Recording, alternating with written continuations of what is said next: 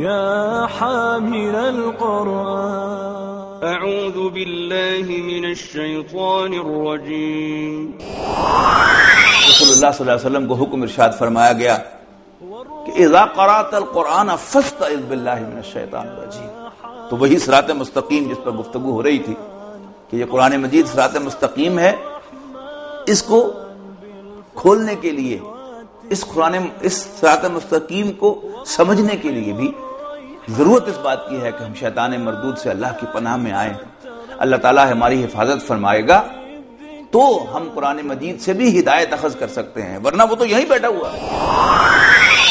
قال فبما أغويتني لأقعدن لهم صراطك المستقيم.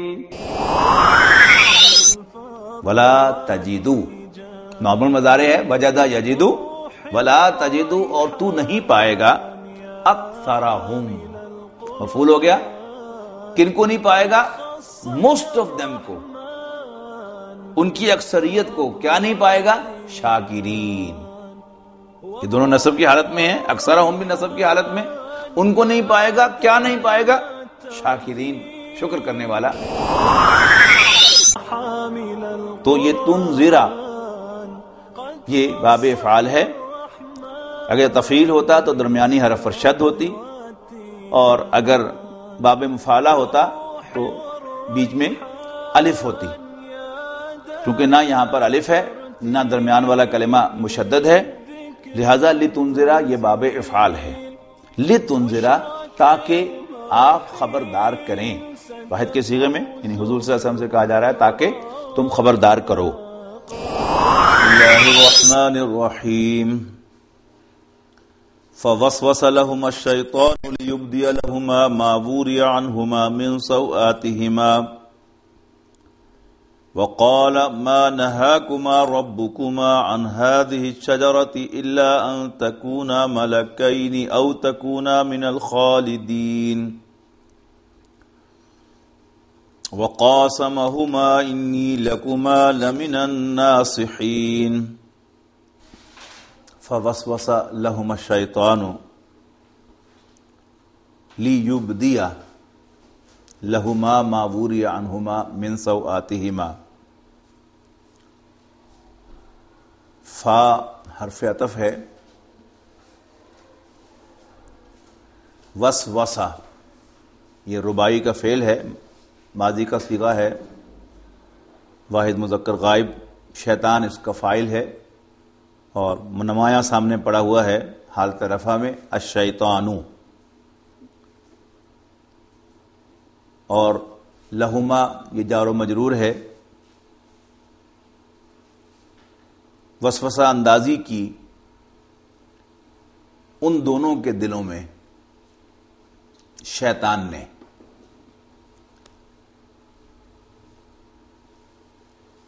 وسوسہ کہتے ہیں چھپ کر کوئی بات جو ہے وہ ڈالنا کسی کے دل میں اور پھر غائب ہو جانا، پیچھے ہٹ جانا.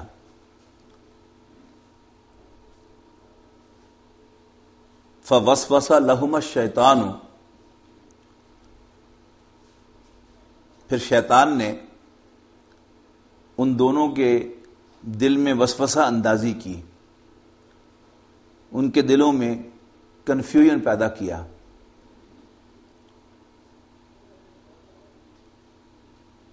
لیبدیا، یہاں پر یبدیا جو ہے یہ مضارع خفیف ہے، اور مضارع خفیف کی 4 وجوہات ہیں. ان، لن، کئی، اذن. یہاں پر یہ لام جو ہے یہ لام کئی کہلاتا ہے، یہ تاکہ کے معنوں میں ہے، ان آرڈر ٹو. فوسوس لہما الشیطان، پھر وسوسہ اندازی کی ان کے دلوں میں شیطان نے. لیبدی لہما، ابدا یبدی کھولنا.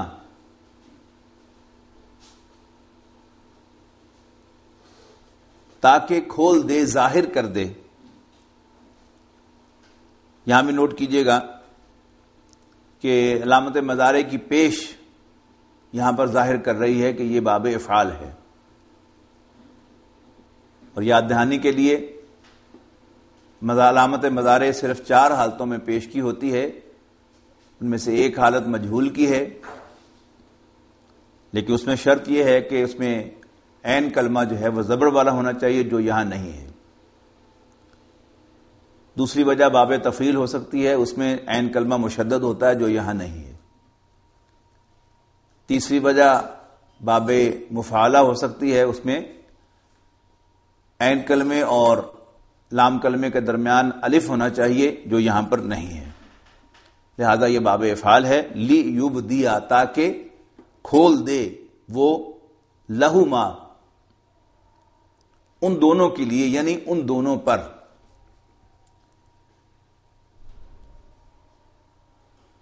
شیطان نے وسوسہ اندازی کی ان دونوں کے دل میں، ان دونوں کے دلوں میں، تاکہ وہ ایکسپوز کر دے، تاکہ وہ کھول دے ان پر ما ووری عنہما، جو کچھ ان سے چھپایا گیا تھا، پوشیدہ رکھا گیا تھا. یہ ووریا جو ہے یہ مجہول کا ماضی ہے. جو کچھ چھپایا گیا تھا، پوشیدہ رکھا گیا تھا ان دونوں سے. من سوآتہما، ان کی شرمگاہوں میں سے، ان کے پرائیویٹس میں سے. بامحاورہ ترجمہ کریں گے تو شیطان نے پھر ان دونوں کے دلوں میں وسوسہ اندازی کی تاکہ وہ ایکسپوز کرے ایک دوسرے پر جو کچھ ان کی شرمگاہوں میں سے چھپایا گیا تھا. یعنی شرمگاہیں نارملی ڈھانپی جاتی ہیں، دوسروں سے چھپائی جاتی ہیں. شیطان نے کوئی ایسی ان کے دل میں بات ڈالی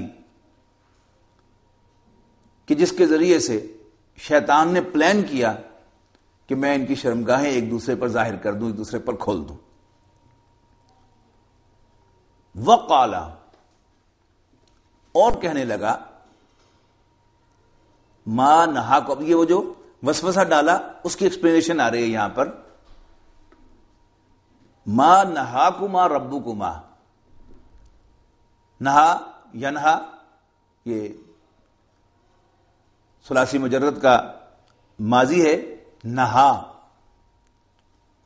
ما نہاکما، نہیں منع کیا تم دونوں کو. کما اٹیچ ضمیر ہے مفعولی. کس نے منع نہیں کیا؟ ربکما، تم دونوں کے رب نے. یہ مضاف مضاف الیہ ہے. ان ہذہ الشجرۃ، اس درخت سے، یعنی وہ جو فرمایا تھا آیت نمبر 28 میں، وَلَا تَقْرَبَا هَذِهِ الشَّجَرَةَ، لیکن تم دونوں اس درخت کے قریب نہ جانا. اب اسی کی طرف پھر اشارہ ہے، وہاں بھی الفاظ ہے نا، هَذِهِ الشَّجَرَةَ، یہاں بھی وہی الفاظ ہیں. تمہارے رب نے تم دونوں کو اس درخت کے پاس جانے سے منع نہیں کیا، الا، مگر اس لیے کہ ان تکونا ملکین، کہ تم کہیں فرشتے نہ بن جاؤ.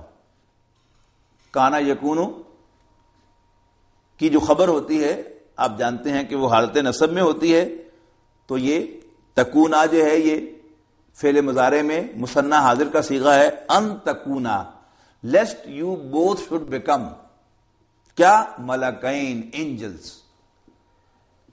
یعنی تمہارے رب نے، بامحاورہ ترجمہ یوں کریں گے، تمہارے رب نے تمہیں اس درخت کے پاس جانے سے صرف اس لیے منع کیا ہے کہ تم کہیں فرشتے نہ بن جاؤ. او تکونا، یا تم دونوں ہو جاؤ. یہاں ضرورت کے معنی میں ہے ہو جانا، یعنی کانا یکونو ہونے کے معنی میں بھی آتا ہے، ہو جانے کے معنی میں بھی آتا ہے. او تکونا، یا تم دونوں ہو جاؤ من الخالدین، ہمیشہ رہنے والوں میں شامل۔ قرآن مجید چونکہ الف سے یا تک از اول تا آخر ہدایت ہے، اس واقعے کے ایک ایک جز کے اندر بھی ہمارے لیے ہدایت اور رہنمائی ہے۔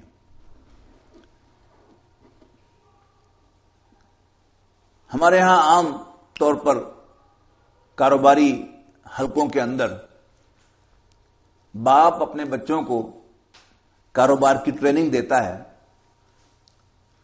تو انہیں اس کے گر بتاتا ہے، انہیں مثبت انسٹرکشنز بھی دیتا ہے اور ساتھ ساتھ وارننگز بھی دیتا ہے۔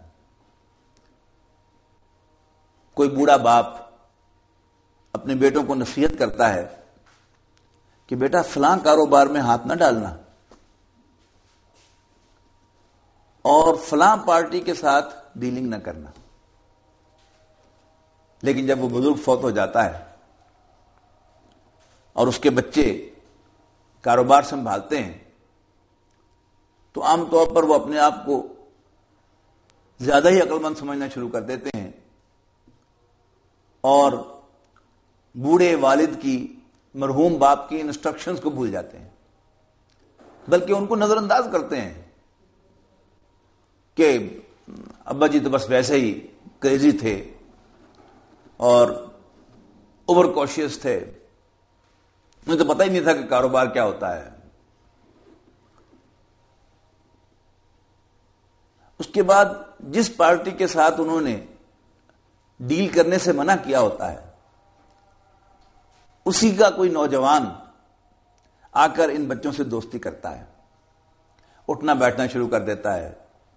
کبھی بیٹھے بیٹھے جو ہے وہ پیزا آرڈر کر دیا، کبھی جو ہے وہ جوس منگوا لیا، کبھی کوئی اور اس طرح کی چیز جو ہے وہ کر لی، ان کے دلوں میں جگہ بنانے کے لیے۔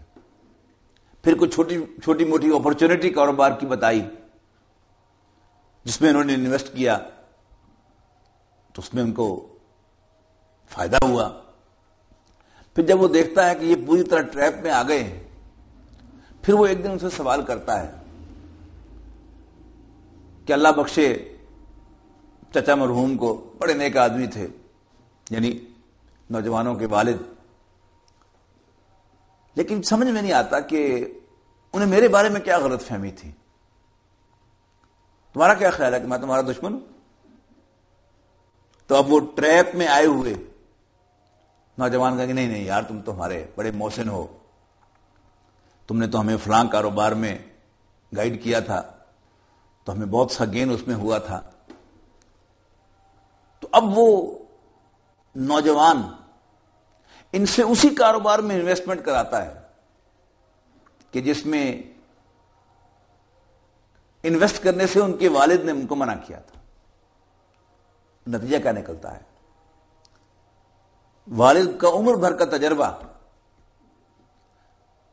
اس کے مطابق ان کی انسٹرکشن تھی کہ اس پارٹی سے ڈیل نہ کرنا، اس کو بھی انہوں نے نظر انداز کیا، اور جب ان کے ساتھ پیار کی پینگیں بڑھائیں تو پھر وہ بلنڈر بھی اس سے کرائیں گے کہ اس کاروبار میں انویسٹ کرا کے، بھاری انویسٹمنٹ ان کی کرا کے ان کا بٹا بٹھا دیں گے۔ اب شیطان نے بھی کیا کیا؟ اللہ تعالیٰ نے وارن کیا تھا کہ شیطان تمہارا دشمن ہے، لیکن شیطان نے آ کر پہلے انہیں مبارکباد دی ہوگی آدم حوا کو کہ بھائی مبارک ہو، اللہ تعالیٰ نے تمہیں اشرف المخلوقات بنا دیا ہے، ہمارا تو تم لوگوں نے بھٹا بٹھا دیا، لیکن بہرحال تمہیں یہ اعزاز مبارک ہو۔ اس کے بعد پھر اٹھنا بیٹھنا شروع کر دیا، گپ شپ لگانی شروع کر دی، اور پھر وقتاً فوقتاً ان سے پوچھنا شروع کیا کہ یہ جنت کیسی لگتی ہے تمہیں؟ تو نے کہا امیزنگ، بہت مزے کی۔ پھر کبھی پوچھ لیا کہ یہ جنت کیسی ہے نا مزے کی جگہ، ہے نا رہنے کی جگہ؟ ہاں بالکل۔ پھر اگلا ایک سٹیپ اور کہہ دیا کہ ہمیشہ رہنے کو جی چاہتا تمہارا اس میں؟ کہیں گے یقیناً، کس کافر کا جی چاہے گا اسے چھوڑنے کو؟ پھر اگلی نشست میں انہوں نے کہا کہ یہ تو تمہیں پتا ہے نا کہ میں اندر کا آدمی ہوں، اللہ تعالیٰ کے بہت کلوز رہا ہوں، اور مجھے تمہاری ہسٹری بھی معلوم ہے کہ اللہ تعالیٰ نے کیسے فیصلہ کیا تھا اور کیا فیصلہ تھا تمہاری تخلیق کے بارے میں، کہ اللہ تعالیٰ نے اعلان کیا تھا، یعنی جس کا ذکر پہلے پارے میں ہے کہ وَإِذْ قَالَ رَبُّكَ لِلْمَلَائِكَةِ إِنِّي جَاعِلٌ فِي الْأَرْضِ خلیفہ۔ یاد کرو جب تمہارے رب نے فرشتوں سے کہا کہ انی جاعل فی الارض خلیفہ، کہ میں زمین میں ایک خلیفہ بنانے والا ہوں، ایک نائب بنانے والا ہوں۔ تو اللہ تعالیٰ نے تمہیں پیدا زمین کے لیے کیا ہے، اور اس نے تمہیں کسی بہانے سے زمین پر بھیج دینا ہے۔ And let me tell you the secret, پھر بتاؤں گا تمہیں کسی وقت، کیا یاد کرو گے؟ پھر ایک اور شوشہ چھوڑ دیا۔ ویسے اللہ تعالیٰ نے کہا ہے کہ تم مشروع مخلوقات ہو، لیکن کوئی بات سمجھ میں نہیں آتی۔ تم اپنے آپ کو اشرف سمجھتے ہو، ویرائز فرشتے جو ہیں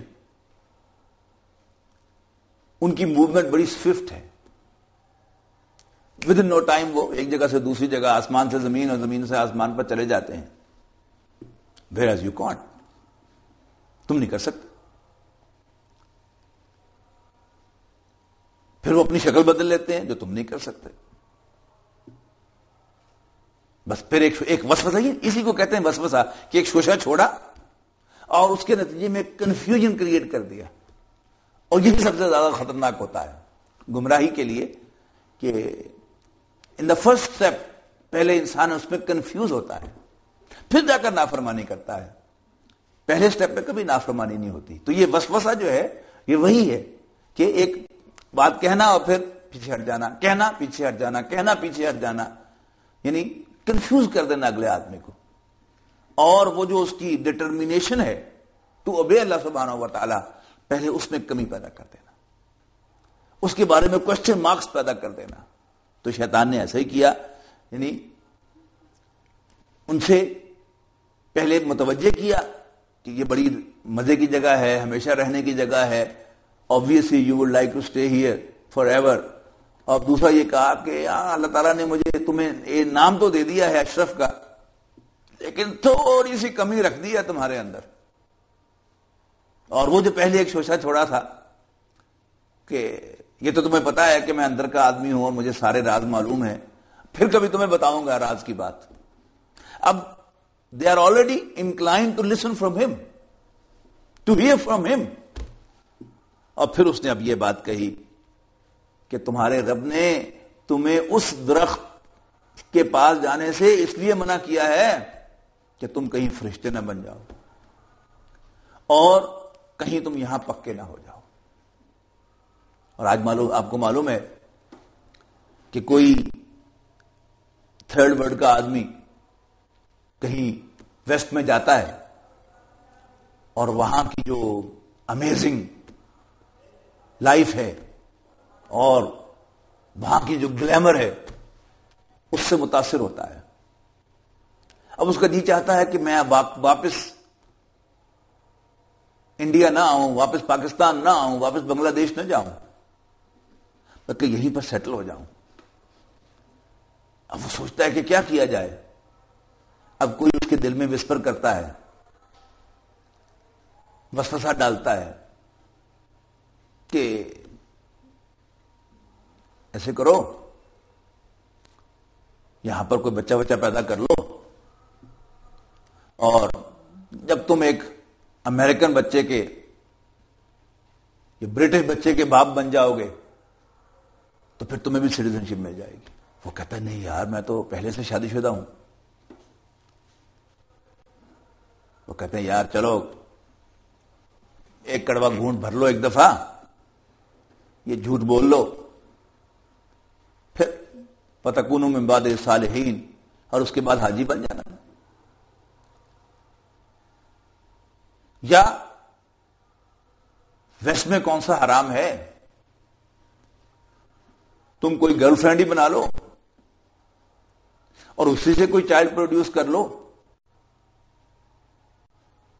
اور پھر اس کے باپ ہو گئے تو تمہیں سٹیزن شپ مل جائے گی. اور اس سٹیزن شپ کو حاصل کرنے کے لیے، یعنی وہ جو جنت ارضی کہلاتی ہے، اس میں سیٹل ہونے کے لیے، اس میں پکا رہنے کے لیے، اس میں خلود کے لیے ہم نے کیا کچھ نہیں کیا. یعنی جانتے بوجھتے ہوئے کہ یہ حرام ہے. میں ایک ایسے بد نصیب کو بھی جانتا ہوں کہ جس نے اپنے آپ کو قادیانی ڈکلیئر کر کے امریکہ میں اسائلم حاصل کی. اللہ کا بندہ حافظ القرآن بھی تھا، دین کو سمجھتا بھی تھا، لیکن بس کسی نے پٹی پڑھائی، اسی چکر میں آ کے وہ ڈکلیئر کر کے اسائلم لے لیے. اس کے بعد سٹیزن شپ بھی مل گئی، دوبارہ نئے سرے سے کلمہ پڑھ کے مسلمان بھی ہو گئے. اللہ تعالیٰ انہیں بھی معاف کرے اور ہم سب کو بھی معاف کرے. تو یہ وسوسہ جو ہے یہ آج بھی اسی طرح ہے. تو شیطان نے وسوسہ اندازی کی. آبجیکٹو کیا تھا؟ پہلا آبجیکٹو بیان کیا، لِيُبْدِيَ لَهُمَا مَا وُرِيَ عَنْهُمَا مِنْ سَوَآتِهِمَا، تاکہ شیطان ان کی شرمگاہیں ایک دوسرے پر ایکسپوز کر دے. اب اس کے لیے اس نے وے آؤٹ کیا اختیار کیا؟ وسوسہ کیا ڈالا؟ یعنی آبجیکٹو تو یہ تھا، وسوسہ کیا ڈالا؟ دیکھو یہ جگہ بڑی مزے کی ہے اور تم اس پہ کیا رہنا بھی چاہتے ہو اور یہ بھی تم محسوس کرتے ہو کہ تمہیں اشرف المخلوقات ڈکلیئر کیا ہے لیکن بالفعل اشرف بنایا نہیں ہے. اور تمہیں سیکرٹ بتاؤں، ٹاپ سیکرٹ، یعنی مالا اعلیٰ کے جو اللہ تعالیٰ کے اوپر کے فیصلے ہیں ان کا سیکرٹ تمہیں بتا رہا ہوں کہ this is all related to that very tree. اللہ تعالیٰ نے تمہیں اس دستیاب کے پاس جانے سے صرف اس لیے منع کر دیا ہے کہ تم کہیں فرشتے نہ بن جاؤ اور کہیں تم یہاں پکے نہ رہنے لگ جاؤ. اب کیا ہوا؟ مزید بنا وقاسمہما. قاسمہ واحد مذکر غائب کا صیغہ ہے، شیطان ہی اس کا فاعل ہے. وقاسمہما، مور اوور، یہاں پر واو جو ہے اس کو مور اوور سمجھے آپ. مور اوور اس میں قسم کھائی ان کے سامنے، انی لکما لمن الناصحین، یقیناً میں تم دونوں کا بڑا خیر خواہ ہوں. لفظ ترجمہ ہوگا میں تمہارے خیر خواہوں میں سے ہوں، لیکن مفہوم کیا ہے؟ میں تم دونوں کا بڑا خیر خواہ ہوں. یعنی اب ظاہر بات ہے کہ جو یعنی باتیں جو ہیں وہ دل کی بات کرتا ہے، پھر آپ سے دل کی بات جو ہے وہ شیئر کرتا ہے، پھر آپ کو جو آپ کی خواہش ہے اس کی گائیڈنس جو ہے وہ دے رہا ہوتا ہے. تو انسان کی یہ کمزوری ہے کہ انسان اس کو اپنا محسن سمجھتا ہے. میرا کسی سے جھگڑا ہو جائے، اب میں اس جھگڑے میں وہ شخص جس سے میرا جھگڑا ہوا ہے وہ مجھے پسند نہیں ہے. اب جو شخص بھی میرے ساتھ آ کر اس کے خلاف بات کرے گا میں اسے اپنا دوست سمجھوں گا، یہ میری کمزوری ہے. اور جو اس کے حق میں بات کرے گا اسے میں اپنا دشمن سمجھوں گا، خواہ میرا وہ کتنا ہی خیر خواہ کیوں نہ ہو در حقیقت. یہی ہوتی ہے وسوسہ اندازی. تو وقاسمہما، مزید برآں اس نے قسم کھائی، انی لکما لمن الناصحین، یقیناً میں تم دونوں کا بڑا خیر خواہ ہوں. پھر مائل کر لیا اس نے ان دونوں کو بغرور، فریب سے، ایک دھوکے سے. یعنی آج کے محاورے میں ہم کہیں گے کہ اس نے ان کو شیشے میں اتار لیا، ان کو سبز باغ دکھا دیا. اور فلما ذاق الشجرہ، یعنی اصل حکم کیا تھا؟ ولا تقربا هذه الشجرہ تھا، اس درخت کے قریب بھی نہ جانا. لیکن معلوم ہوتا ہے کہ انہوں نے پرسنل کی نہیں اللہ کا حکم ہے کہ ایسا نہ کرنا، ہم اس درخت میں سے نہیں کھائیں گے. تو معلوم ہوتا ہے کہ شیطان نے پھر انہیں قائل کیا کہ یار اچھا ٹرائی کرنے کے کوئی پیسے نہیں، جسٹ ٹرائی، چکھ کے دیکھ لو. اب جب انہوں نے اس درخت میں سے چکھا، منع کیا کیا تھا؟ قریب بھی نہ جانا. اس نے چکھنے پر آمادہ کر لیا یعنی چکھیں گے کب؟ جب قریب جائیں گے، تھوڑا سا اس کو ٹچ کریں گے، ہاتھ لگائیں گے، تو حکم کی خلاف ورزی تو ہو گئی، لیکن کنفیوژن کا وسوسہ کیا ہے؟ مائل کیسے کیا؟ اچھا چلو کھاؤ نا، چکھ کے دیکھ لو۔ اور ہم سب جانتے ہیں کہ جو ٹیمپٹنگ چیزیں ہوتی ہیں وہ irresistible ہوتی ہیں۔ یعنی 18 گھنٹے کا روزہ انسان رکھ لیتا ہے، لیکن افطاری پر جب انسان چکھتا ہے اور وہ چیز مزے کی ہو تو پھر اس پر ہاتھ پھونکنا جو ہے بڑا مشکل ہوتا ہے۔ تو ایک چیز جو ہے اس کے انسان قریب نہ جائے، پھر تو اس سے اوائڈ کرنا انسان کے لیے ممکن ہوتا ہے، لیکن جب قریب جاتا ہے انسان، اور یہ کوئی ایسا درخت تھا کہ جب اس سے قریب گئے تو اس کی خاصیت کیا تھی کہ فلما ذاقا الشجرۃ، جب انہوں نے اس میں سے چکھا، اس درخت کو چکھا، بدت لہما سوآتہما، they had no idea۔ یہ لفظ ترجمہ پہلے کر لیجئے، بدت یہ واحد مؤنث کا صیغہ ہے اور اس کا فاعل سوآت ہے، یعنی شرمگاہوں کے لیے جمع مؤنث کا صیغہ سوآت، تو اس کے لیے واحد مؤنث فعل آیا ہے، بدت لہما، تو ظاہر ہو گئے، ایکسپوز ہو گئے ان دونوں پر۔ کیا ایکسپوز ہو گئے؟ سوآتہما، ان کے سوآت، یعنی ان کی شرمگاہیں ایک دوسرے پر ایکسپوز ہو گئیں۔ وَطَفِقَا يَخْصِفَانِ عَلَيْهِمَا مِنْ وَرَقِ الْجَنَّةِ، یعنی انہوں نے صرف چکھا، لیکن اس چکھنے کے نتیجے میں کیا ہوا؟ ان کی شرمگاہیں ایک دوسرے پر ایکسپوز ہو گئیں، یعنی انہیں پتہ ہی نہیں چلا کہ انہیں کپڑے کب اتارے۔ وَطَفِقَا، اور وہ لگے، یہ افعال مقاربہ میں سے ہے، وَطَفِقَا یخصفان، اور وہ لگے یخصفان علیہما، اپنے اوپر جوڑنے، یعنی من ورق الجنہ، جنت کے پتے سے، جنت کے پتوں سے اپنے جسم کو ڈھانپنے لگے۔ یعنی وہ لباس اس طرح اترا کہ وہ دوبارہ پہننے کے قابل نہیں تھا، یا لباس پہننے میں ایک دیر محسوس ہوتی ہے انسان کو، تو پھر فوری طور پر جو چیز سامنے آئی وہ درختوں کے پتے تھے جنت کے، اسی سے انہوں نے اپنے آپ کو ڈھانپنے کی کوشش کی۔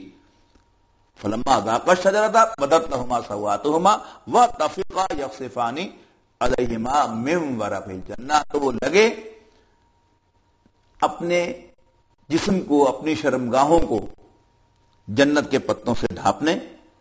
انشاءاللہ اگلی نشست میں ہم اس پر مزید گفتگو کریں گے۔ آخر دعوانا ان الحمد للہ